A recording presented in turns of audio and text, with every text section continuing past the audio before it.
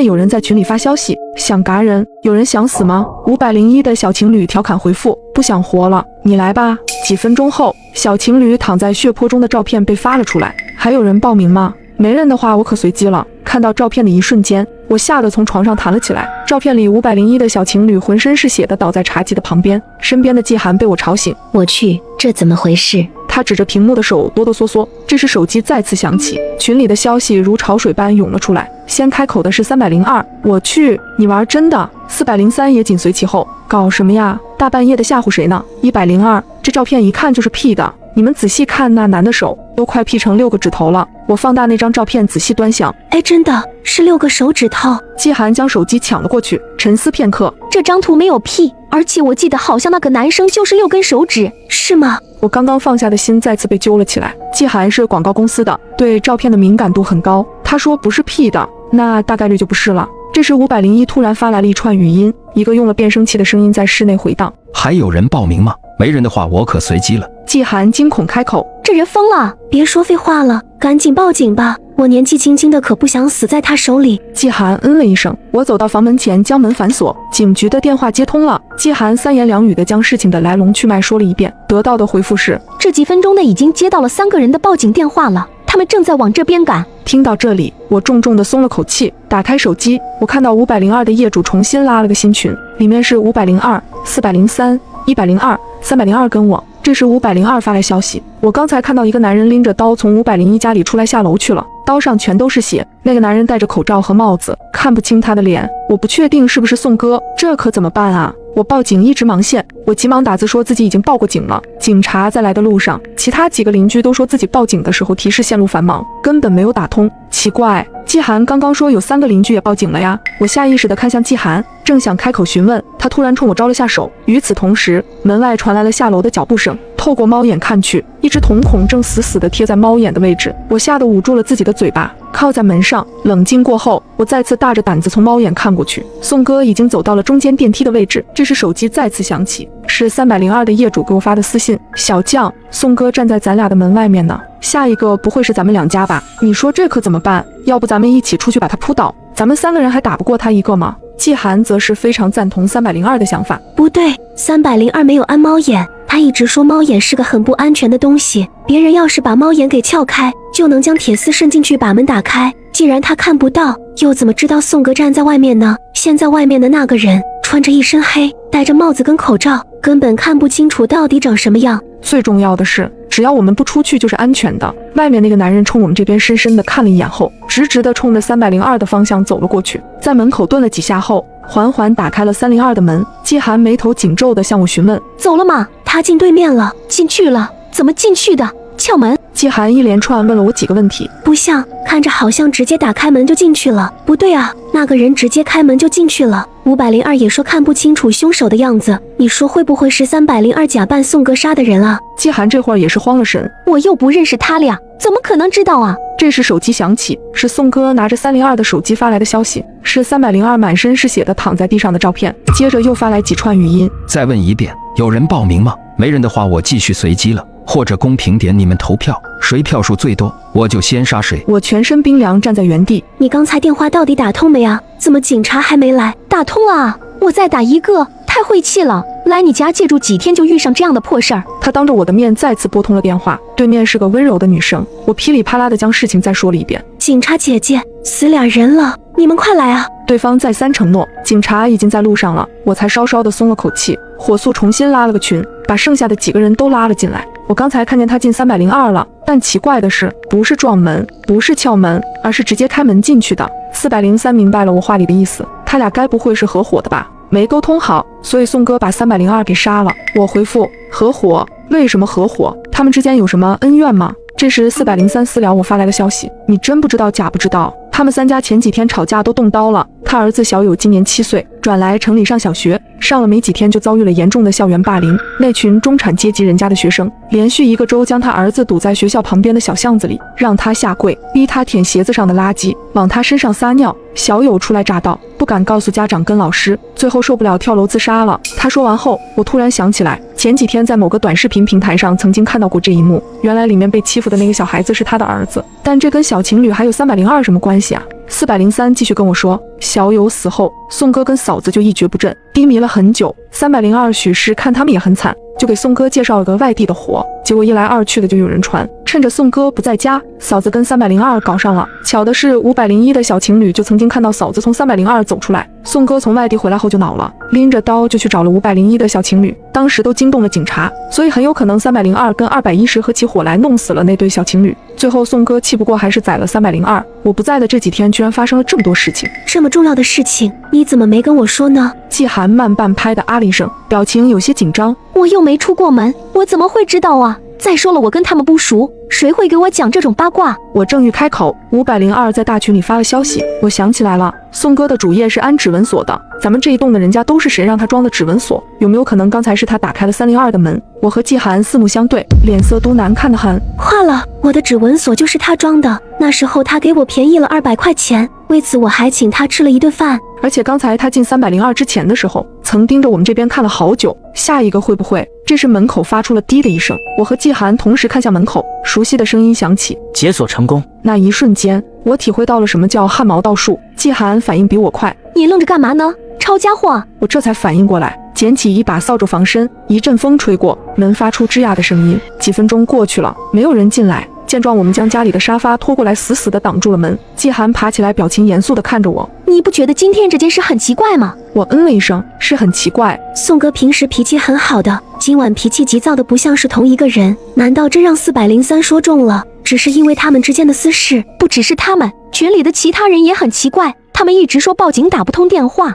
但是我打通了，你刚刚也听到了，警方那边说往这边来了。经季寒这么一提醒，我猛拍了下脑袋，怎么其他人都说报警没成功，偏偏季寒报警就有人接？还有501的小情侣，傍晚回家的时候，我分明看到他们跟自己的朋友一起回来的，手中还拎着不少酒，说今晚要不醉不归。宋哥杀死了那对小情侣，那些朋友去哪里了呢？宋哥是怎么进的501的家里？凭他一个人怎么无声无息地杀死了2个人？还有季寒，他真的不知道这些事情吗？这时小群里再次有人发来消息，是502，那个人在我的门外面，怎么办？下一个会不会是我？我还没活够。迟迟没怎么说话的102开口道，怕什么？这件事跟咱们没啥关系。我也安慰道，对，你把门反锁好，刚刚他都打开我家门了，都没进来。我也觉得这件事跟咱们没关系。这是102突然给我发来的私信，你都知道了，403跟你说的吧？你的室友在你旁边吗？正巧季寒伸头往我这边看来，我下意识地把手机锁了屏。怎么了？有什么秘密是我不能看的？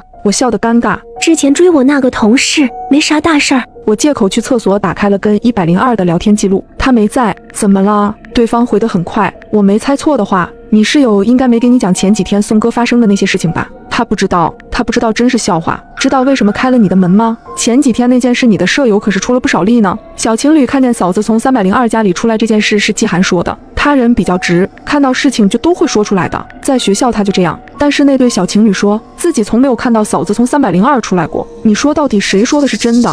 我的第一反应便是季寒说谎了。我和季寒是大学同学，他在学校的时候就爱这样，喜欢把事情夸大到脱离事情原本的样子。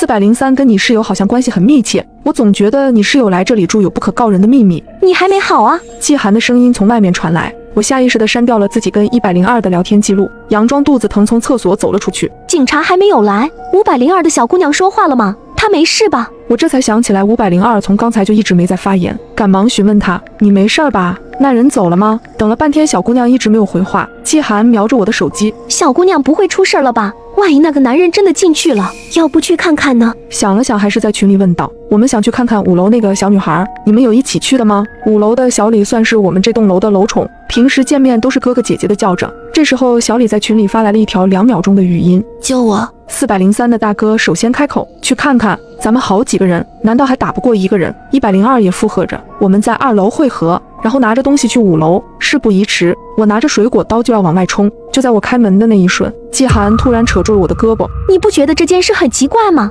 从一开始302就说让我们出去，好不容易挨到现在了，警察都快到了，咱们为了小李还是要出去。但我觉得宋哥对咱们没有恶意，如果真的想杀我，刚才门都开了，他为什么不进来啊？提到宋哥，季寒的脸上闪过一丝惊慌，难道刚才102说的都是真的？季寒在那出大型的伦理剧里面充当了重要的角色，我总觉得有人在故意引我们出去。我顿了几秒，说到底你是来借住的，跟这些邻居也没有感情，你在家等着，我自己过去。他像是松了口气，那你自己去吧，注意安全。走到门口，我突然回头，却看到季寒正在低头拿手机跟什么人发消息。我走出家门的一瞬，身后传来了反锁门的声音。可当我再次回来时，季寒死了，死在了我家里。早上睡得好好的，突然被一阵急促的警报声惊醒。接着业主群发来一条消息：大雾7天后消散，在此期间请遵守以下规则：1. 屋里有毒，在此期间请不要接触大雾。2. 冰箱里无论有多少食物，也只能吃1天。3. 家里是安全的，不过只能1个人待在家里，如果家里有2人及以上，就会集体死亡。4. 假设食物吃完，你可以下楼去买食物。5. 不要相信任何人，请保护好自己。若是有人敲门，千万不要开门。6.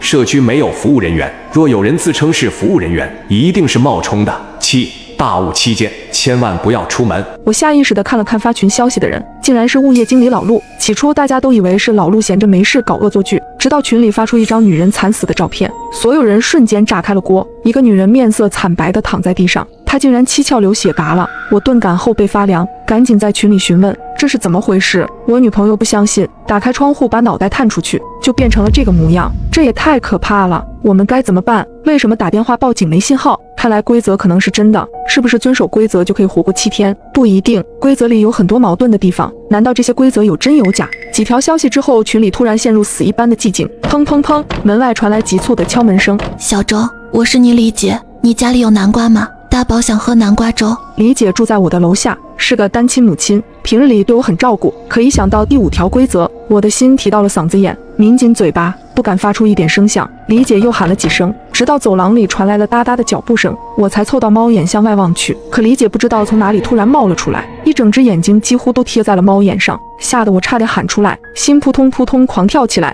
小周，我知道你在家，你把门打开好吗？给我一个南瓜我就走。大宝真的想吃南瓜粥。李姐的声音有些嘶哑，带着一丝哀求。李姐，我家也没有南瓜。我下意识地拒绝。猫眼里，李姐的表情很诡异，似乎在笑。她转过身，僵直地向对面走去。她走到301的门口，突然停下脚步，再次敲门，嘴里依旧重复着刚才对我说过的话。301迟迟没有动静。李姐变得有些暴躁，用脑袋一下又一下重重地撞击着门板。她仿佛感觉不到疼痛，身体僵硬得像一块木头。谁啊？有病吧？301男人暴躁的质问声响起，下一秒是吱呀的开门声。我在心里为他捏了一把冷汗，只听见一声惨叫，男人径直地倒在了地上。不一会，我的房门再次被敲响。小周，开个门，给我一个南瓜吧。李姐，我家里真的没有南瓜，大宝正在家里等你，你快回去吧。一听到女儿大宝的名字，李姐混沌的眼睛有了一丝光亮。宝宝在等我。随后她机械地转过身，僵硬地朝家的方向走去。没走几步，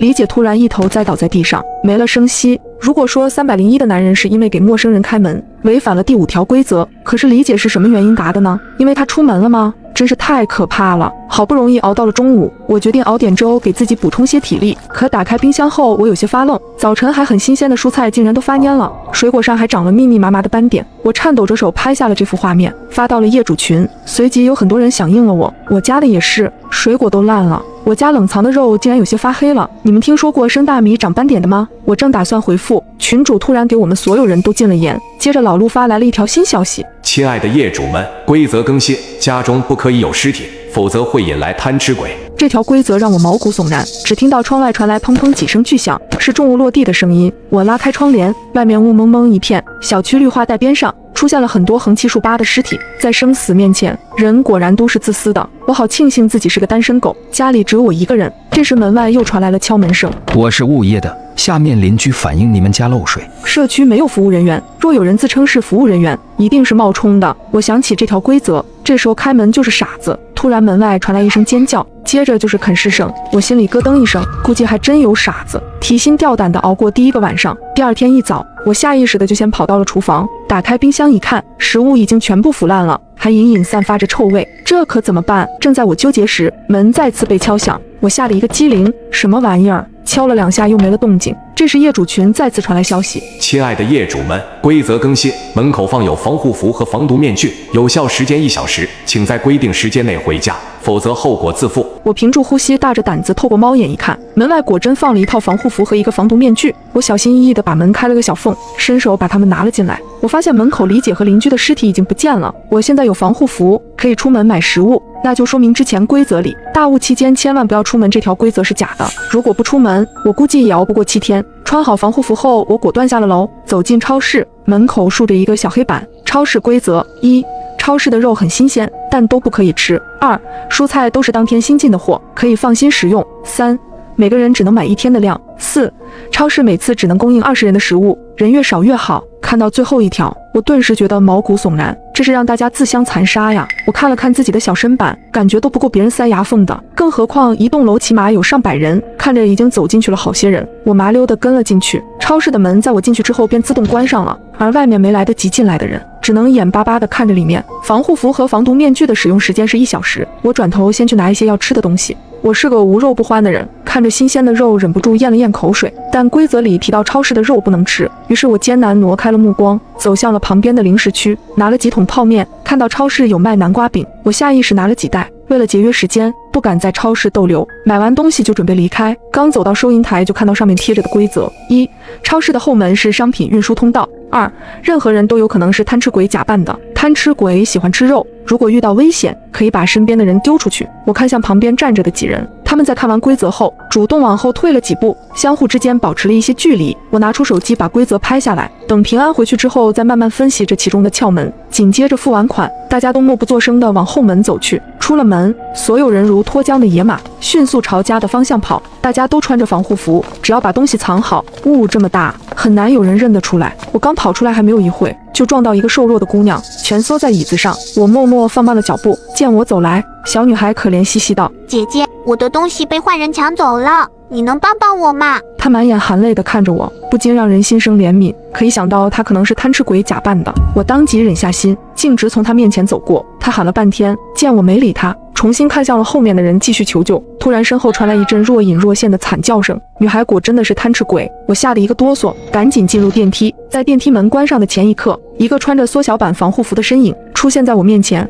是李姐的女儿大宝。她一双无邪的大眼睛怯生生地看着我。小周姐姐，你看到我妈妈了吗？我妈妈上次出门就再也没有回来。我回想起李姐在我家门口发生的事情，心中不免有一丝愧疚。我咬了咬嘴唇，将南瓜饼递给她。乖乖快回家，妈妈去给你买玩具了，她让你在家等她，记住不要给任何人开门哦。那万一是妈妈敲门呢？大宝突然伸手拉住了我的衣袖，我吓了一个寒战，想到贪吃鬼有可能会伪装成任何人，猛地将胳膊抽了出来。妈妈有钥匙，会自己开门的。大宝乖，先回家，别让妈妈担心。此时电梯门刚好打开，宝宝似乎没有看出我的防备，对我说了声谢谢后跑开了。我长舒了一口气，不知道把自己的食物分享给大宝会不会违反哪条规则。群里再次发来消息：亲爱的业主们，规则更新，家里也不一定安全，请提高警惕，因为贪吃鬼会假扮成你的亲人，但他们害怕一切可以反光的东西。看着这条规则，我一脸莫名其妙，这和家里是安全的这条规则相矛盾，到底哪一条规则是真的，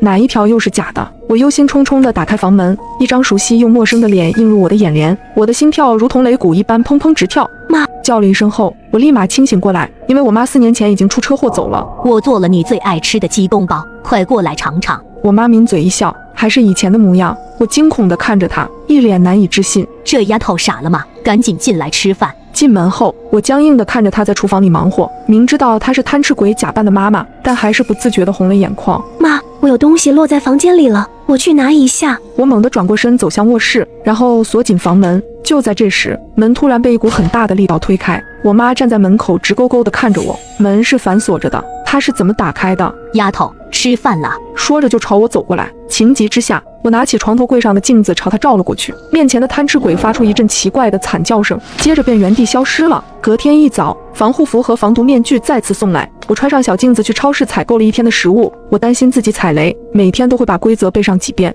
让他们烂熟于心。我发现给大宝食物并没有违反规则，于是每次去超市都会带一些他喜欢的食物回来，然后挂在他家的门把手上，待我敲5下门后离开。终于熬到了第7天，业主群已经解除禁言，但几乎没有人在群里发言，因为因为大多数人都因为违反规则死掉了。下午我刚买完东西准备结账，耳边突然传来一声惨叫，还没等我反应过来，我就被人推倒在地，怀里的镜子也被摔得粉碎。再次起身，我发现一个男人提着一大袋肉，眼睛正死死地盯着我。他是贪吃鬼，如果遇到贪吃鬼，可以把身边的人丢出去。我震惊地看了一眼推我的人，他先是心虚地瞟了我一眼，然后迅速地跑开了。另一边的贪吃鬼则缓缓走来。就在这时，一只小手突然拉住我，姐姐，跟我来。是大宝。接着大宝领着我来到超市厕所，贪吃鬼则在外面不断地砸门。大宝说：姐姐放心吧，他们进不来的。我惊讶地看着大宝，你怎么知道？大宝指了指一旁的马桶盖，马桶盖上方写着一条新规则：超市厕所是唯一可以离开小区的出路。大宝，你怎么知道这个？我颤抖地询问。其实我和妈妈已经玩过好多次这种游戏了。